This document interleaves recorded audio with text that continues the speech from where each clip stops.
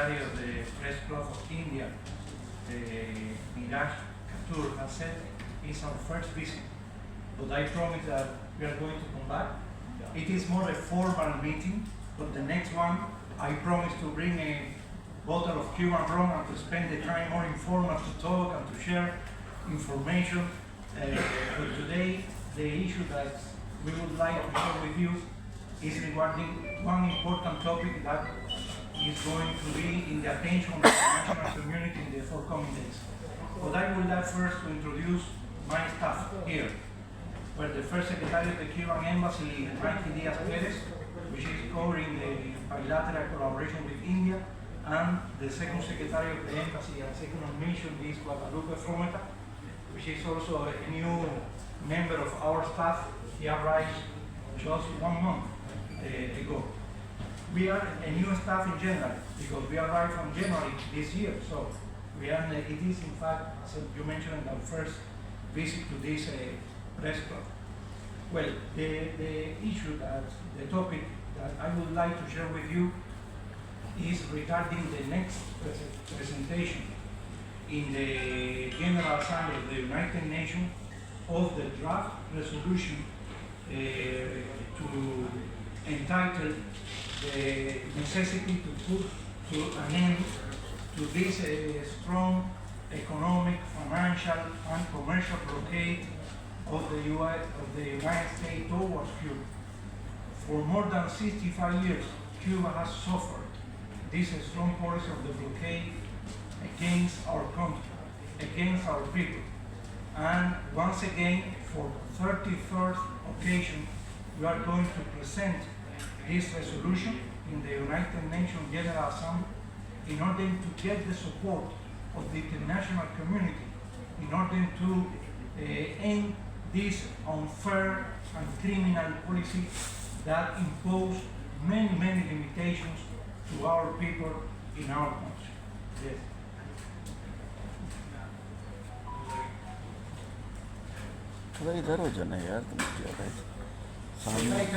As I said, necessity to put in an end of the economic, commercial, and financial blockade in the United States of America against Cuba.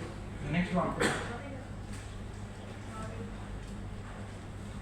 And some lights they put up? Can you read it? It's okay for you? Visible actually. We can also spread out the presentation after that to all of you, maybe through the club, in order you to have more information. So you cannot read, not to have the necessity to read in details or the details.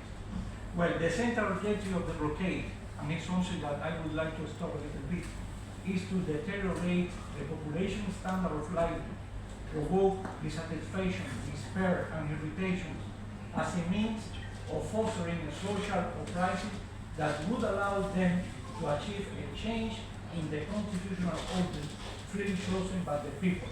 And this was written down by in the internal memorandum that was submitted to the president in 1960 by the Lester Mayory, who was the Undersecretary of the United States. And if you see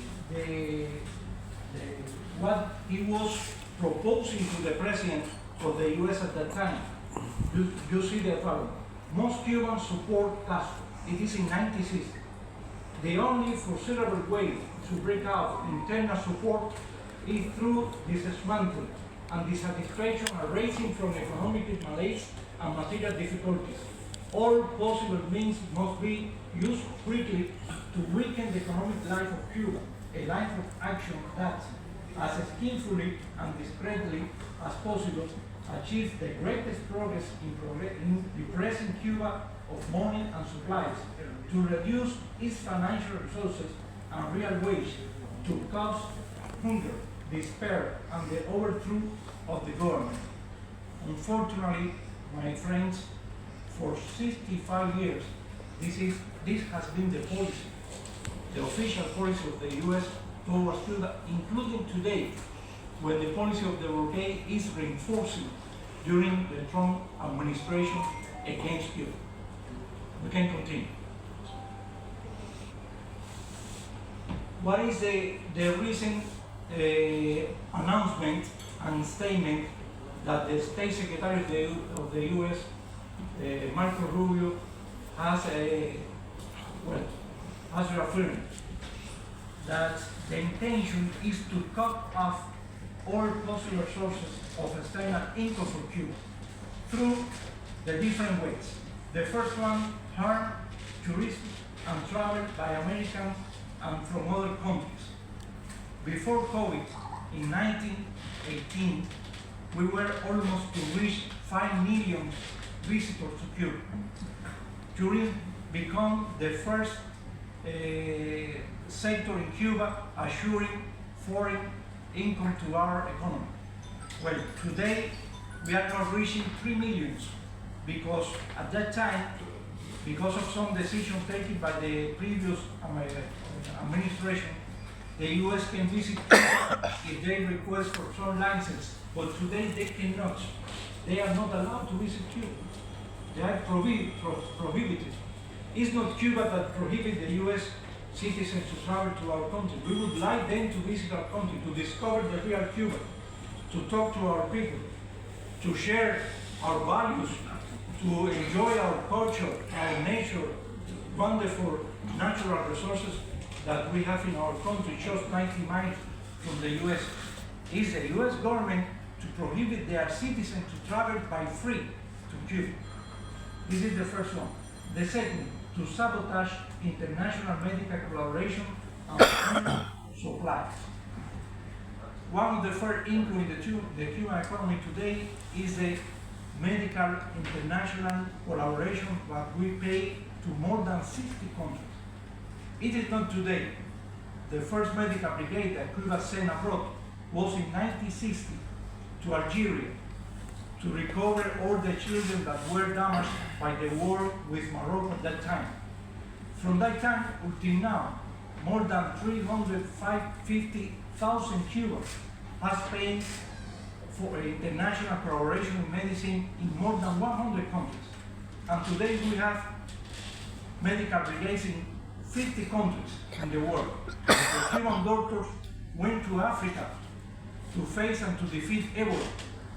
More than 50 medical brigades were to more than 45 countries to defeat COVID-19, including in all Latin American countries, Caribbean countries, in Africa, in Europe, even in Asia countries. Cuban brigade has been sent to any country suffering earthquakes or natural extreme events, including Nepal and many others in the region. This is what Cuba provides to the people, the capacity and the possibility to recover from this natural disaster or to provide services to those populations that live in the countryside, in very isolated villages. They, to that places our doctors go, not to replace any doctor in the hospital. They go to the village that doesn't have medical services assured. The third one is to obstruct the flow of family remittances. In the U.S., historically, in the U.S. there has been an important Cuban community, even in the 90s. In the 19th century, in the 20th century, Cuba, we have in U.S. more than around 2 million Cubans living there, and most of them in Florida, in the south. And they wanted to have good relations with their relatives, of course, to visit Cuba often, to provide better conditions to their families, sending remittances. They cannot do it because this administration closed all the possibility to send remittances through a normal channel, through a banking system. We don't have banking relations with the U.S. A Cuban living in Florida, they cannot send remittances to their relatives.